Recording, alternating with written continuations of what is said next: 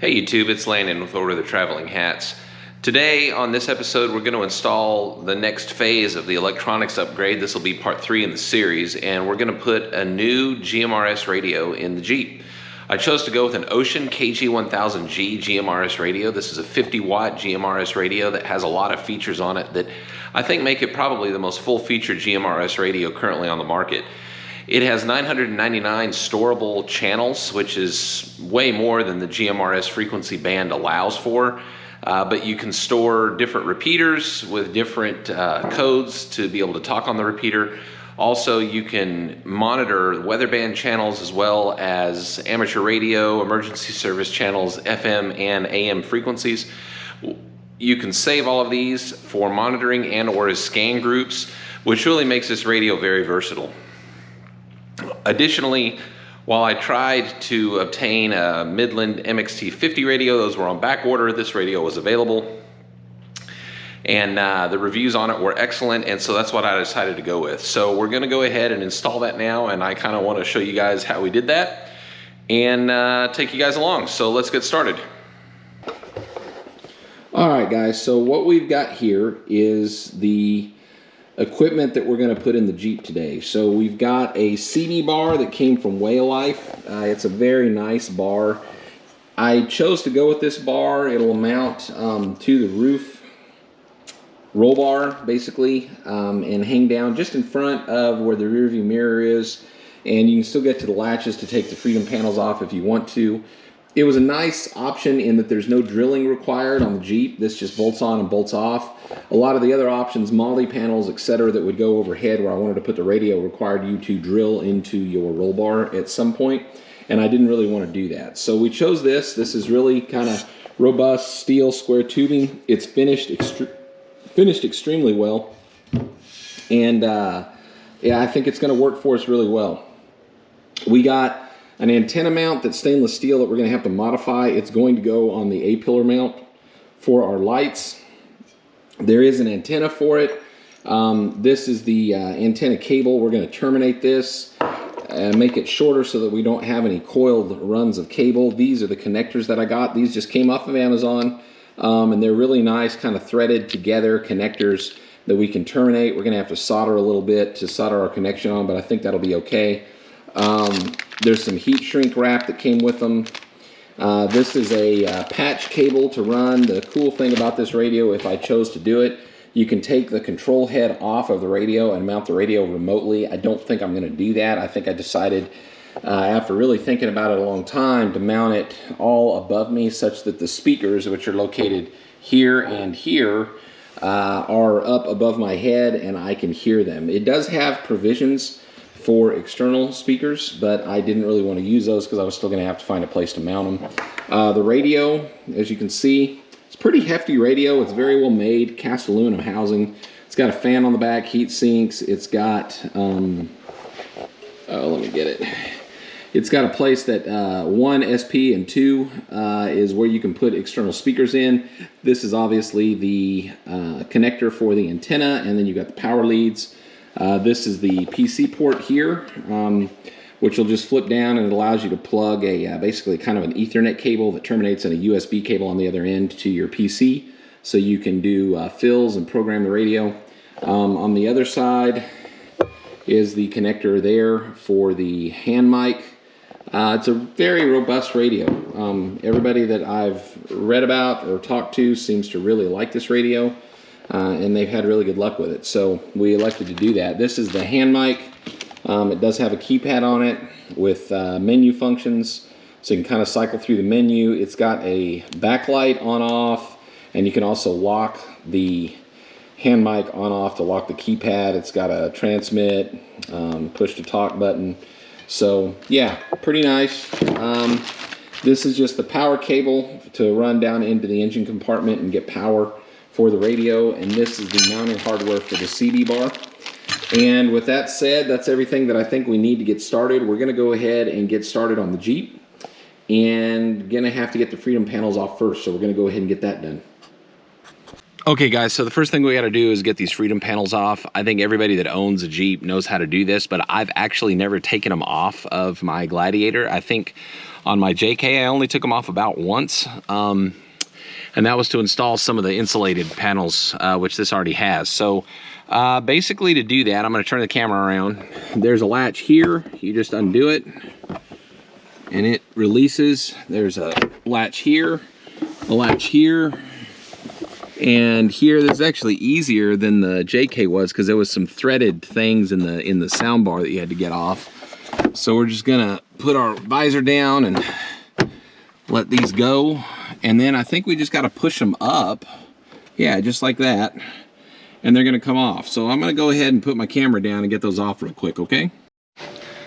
All right, so the first thing that we got to do is identify this hole right here in the roll bar. There's one on the other side, and that's where the brackets are going to go.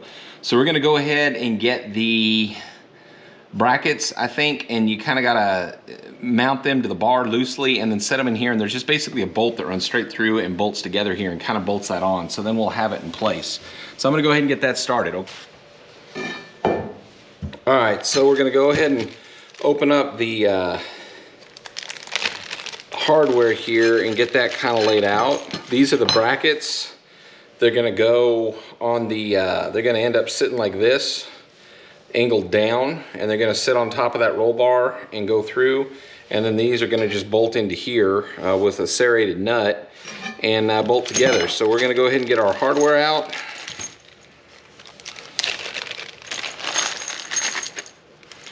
So it's got really nice stainless steel hardware. This is a really nice little setup. I'm really pretty impressed with it. And I think these go here with a serrated nut on them and a little washer, here. And these go here, and then this is gonna go here. And the serrated nut, we're just gonna kind of hold it together and get the serrated nut started. Kind of tricky to do, but we'll get there. Ah, dang, it is tricky to do.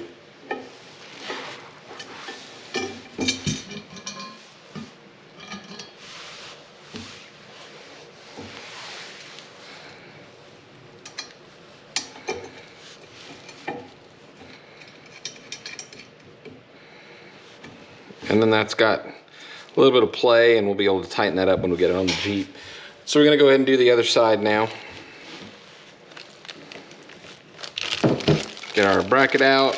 He wrapped these in 2 separate plastic bags, which is really nice too, so they don't mar the finish in transit, which is really a nice touch. So kudos to Wayalife. And I think it's important to note that these have to go. This goes towards the front of the Jeep. This goes towards the back, so you can get it to follow the contour. At least I'm pretty sure that's right. So, you know, it's been about a week since I watched that video, since I've been waiting on this to come, and it's amazing how much you can forget in a week. Ah, there we go. Okay, so that should do that. Now, my understanding is that we're going to need these black washers to go here and here when we put this thing in, and then these longer bolts and washers on the bottom, and there should be a couple of nylock nuts here. These are nylock nuts, and they're going to go on each side. So we're going to go ahead and get that kind of together like it's going to need to be, just so I can keep everything separate. So I like to do that. I'm just going to put a washer, little nylock nut, and I'm going to put it in my pocket. I'm going to do washer, and the other nylock nut. I'm going to put that in my pocket. Now what we're going to do is go over to the Jeep, and we're going to put this in and just kind of get it set there loosely. I think once we get the radio kind of more mounted up, we'll be able to tighten everything up at the end. So we're going to go ahead and get it in there. Okay, so all I got to do now is get this guy in there and set him where he belongs, I think. If I'm right, this just goes set kind of like so. This guy's going to set over here like so. And that's gonna be our CB bar. That's gonna be pretty short. So I hope you guys can see that pretty good. We're gonna get our first little bolt out of our pocket and kind of get it in there so that we can drop it and make noise. Go ahead and get our bolt in there like so. And it just comes right down and it's gonna mount just perfect. I'll show you guys this when we're done, but man, this couldn't be any better. This is really well thought out. I couldn't have made this any better, I'm sure. I'm not a big metal fabricator guy, so having a kit that's pre-thought out like this is really nice. So I'm gonna go to the other side and get it done. I'll be right back. Okay, so what you can see is we've got our CB bar kind of loosely mounted. We've got one mount right here, and this is kind of gonna lay, so this just lays right in that slot is where that's gonna end up laying when we get it tightened down. Still got it loose so we can move it around a little bit until we kind of get in the final position, but that just lays on top of the roll bar. That washer is gonna hold it in with that bolt. It's gonna bolt into the roll bar. This just comes right through here. You got a little bit of lateral play and the whole setup. And then it's the same thing over here. And then when you get down in the Jeep, you got this really nice bar that's not in the way. You've got still a view of the rear view mirror really well. You've got a good view of your assist and SOS buttons if you need to use them, passenger airbag button, etc. It's not going to affect the use of the rear view of the visors. It's not going to affect the use of the latches for the Freedom tops either. So you've got just a really robust, solid mount for your radio. That's going to work really, really well for us. So now we get to the fun part. We got to start making brackets and doing some other things. So we're going to do that next. I'm going to kind of show you what we're going to do, and we're going to go from there.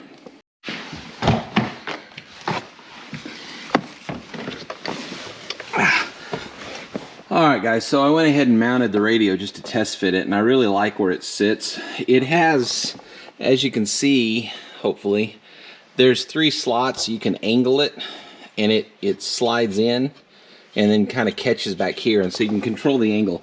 I wanted it angled down slightly, so like sitting about where my head is, I can still see the display well enough. I can see the buttons on the top and still read those. They're just legible.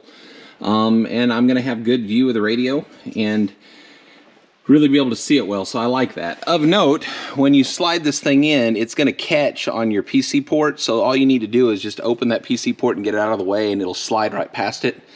And then you can just kind of poke the PC port cover right back in once the radio's installed. Now, it's not really going to obscure the rear view mirror very much. It may obscure it a little bit, but that's okay. The power cord is going to run just above it, so you're going to see a little of that running up into kind of where the roof is, and I think we're going to be able to get that so that it's, you know, out of the way enough that it won't bother us.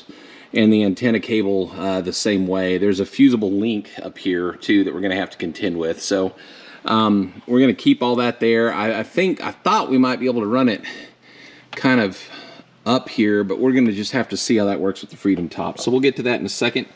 We're going to start running wire now and try to figure out how to get power to this thing. See, as there's kind of a gap right here between the windshield frame and the actual A-pillar of the roll bar, and we're going to just kind of poke our wires into that pretty well. We may have to get a little screwdriver to help us some gently so we don't mess up the insulation, but we're going to work that all the way down here, all the way past this somewhere, past this rubber seal, and then these will kind of come out and just dive in right here, so you won't see much of the wire, but it's going to be a little exposed. But I think that's easier than taking down the windshield and having to route that under this, take all this apart, and take the body panels off on the inside of the interior panels. So we're going to try that and see how that works, and I'll show you the finished product in a minute once I get it done. You can see as I've routed that wire right along under the windshield frame here, all the way up to the radio, all the way around. I've still got the plug exposed there, so if we need to take the radio out, it's easy. We're just going to zip tie that fused link once we get a fuse in it up to the top of the radio mount, so it'll be tucked out of the way. It comes all the way down here, you come out on the other side, and then we've just tucked it right up in here. You can kind of see a little of it poking out, but it rides right in a channel right between the windshield and the A-pillar all the way down. Comes out here just a little bit, and it's going to dive right into that cowling right there, and it's going to leave that. So you can kind of see what that looks like with the door closed. See, it's kind of stuck by a rubber gasket, but it's not under any tension. It's not going to rub there. It's going to be fine. And then it's going to run right under this cowling. This is the wire for our A-pillar light, and then it's just going to come right around the hood through that little cutout in the insulation there on the cowl and marry up nicely with our wiring harness that we've already done. We're going to run it over to the VO switch. This is going to be switched power, and we're going to ground it probably here, and then we're going to plug it into the VO switch. So that's how we're going to get power to it. So that part's pretty easy. We're going to get the cowl put back on this side, and then we got to figure out what we're going to do about the antenna. So I'm going to get that done, and then I will show you guys what that looks like. All right, so all I've done here is just roughly put some painter's tape over this mount so we can draw on it with a Sharpie and not make a mess. That's all I really want to be able to do. So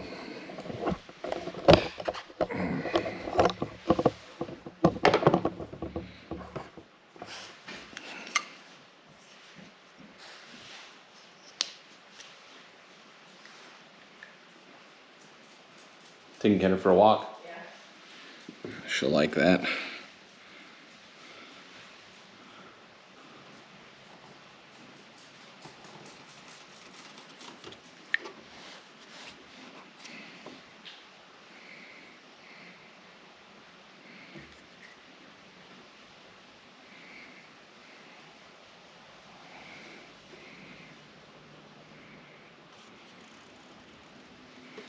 Okay, so I got my mark, and that's where we're going to cut it. So now we're going to go cut it with some sheet metal snips. This is stainless steel, so it may be kind of hard to cut, but we'll see.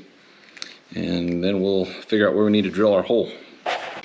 So we've got it here, and I want it to just stick out kind of past my light. Probably going to end up mounting it something like that.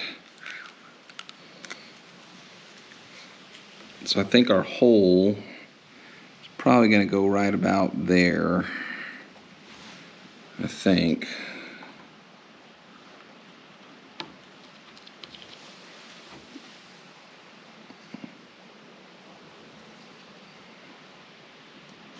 Trying to figure out, this thing's on an angle, so it's not.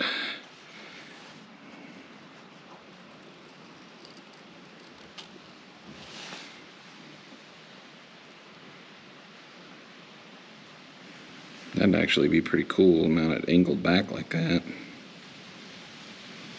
I think right there is going to work. We're going to center punch that and drill it.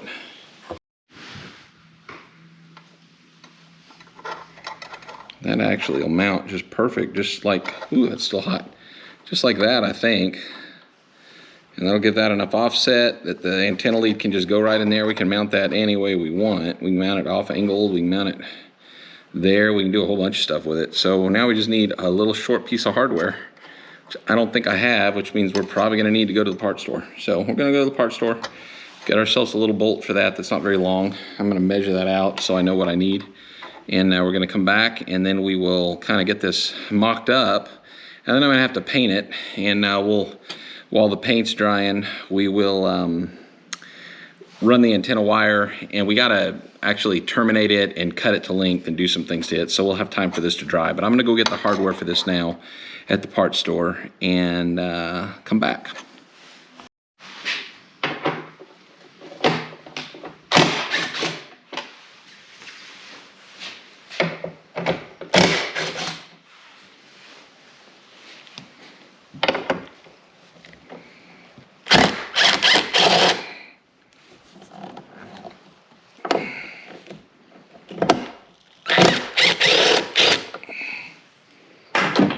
Pretty easy to get that off. We're just going to slide the cowl out like so and get the cowl off. Set it in the engine bay just like we did last time. That's going to give us access to where we want to route our antenna wire. So we're going to get started with that next. Ode to the antenna wire.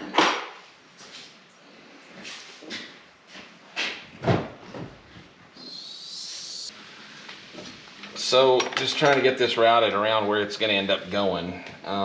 Kind of pulling it into that channel best we can. There it went. It kind of pops in, and we'll get this worked in with a screwdriver real quick, or a trim tool probably, be even better.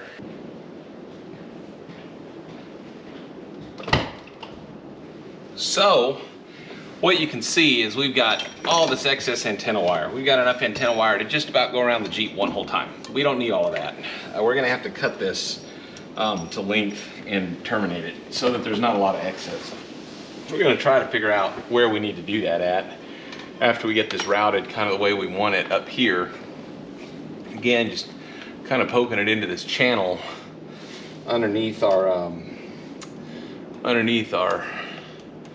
window frame. Between there's a rubber gasket in there to kind of keep the wind out and stuff, so we're just poking it above that, and we're going to just come out like right here next to the power, and we got to come down to there. So really, I mean, I think we terminate right about there. I'm going to get some cutters, and we're just going to cut this for now, and we'll get it terminated.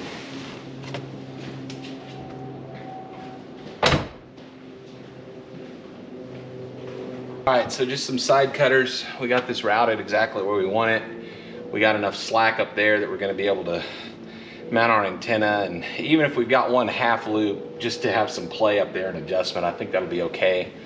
I don't want to mess with that side the way it's terminated. So I'm going to give myself a little bit of extra length, probably there-ish, I think. And we got a little bit of length down there we could play with, so I think this is safe. So that's it. So we're going to terminate that guy. Now, we got two terminals, so we're going to make a patch cable out of this such that easily I can kind of patch this around and hopefully be able to use our SWR meter without too much trouble. I've got a short patch cable for it, but we're going to try to make a slightly longer one. Maybe make this a little easier. We can route our cable down where we can see that and key the mic up in a minute. So yeah, we got to terminate this. Okay guys, so the radio is in place. You can see it here. We don't have the microphone hooked to it yet, but I just want to power it on. So what we're going to do is give power, and data read, please wait. Radio looks like it's booting up. So we're going to give it a second and see what it does. I don't know what data read means, but you guys should be able to see that. So as you guys can kind of see, the radio's installed. It was a good install. That CB bar from Wayalife is phenomenal. It's extremely sturdy. You can kind of rest your hand on it while you're driving. I don't know that I would hold on to it on a bumpy trail, but you can kind of rest your hand when you're driving on the road if you want to up there for some reason, and it'll certainly support that. The handset right now, I've just got kind of tied up to the latch for the Freedom Top because I haven't really figured out the solution for that yet, where I want to put it so it doesn't slap people in the head. But right now it's working pretty well there. The radio is mounted. You can hear it really well from there, and surprisingly it's easy to see the display and get to all the buttons. So I'm pretty happy with the install overall. I think it's going to serve us well, and I look forward to getting to use it in the field soon. So I hope you guys like this content, and if you did, please like and subscribe, and we will see you guys out there on Order the Traveling Hats.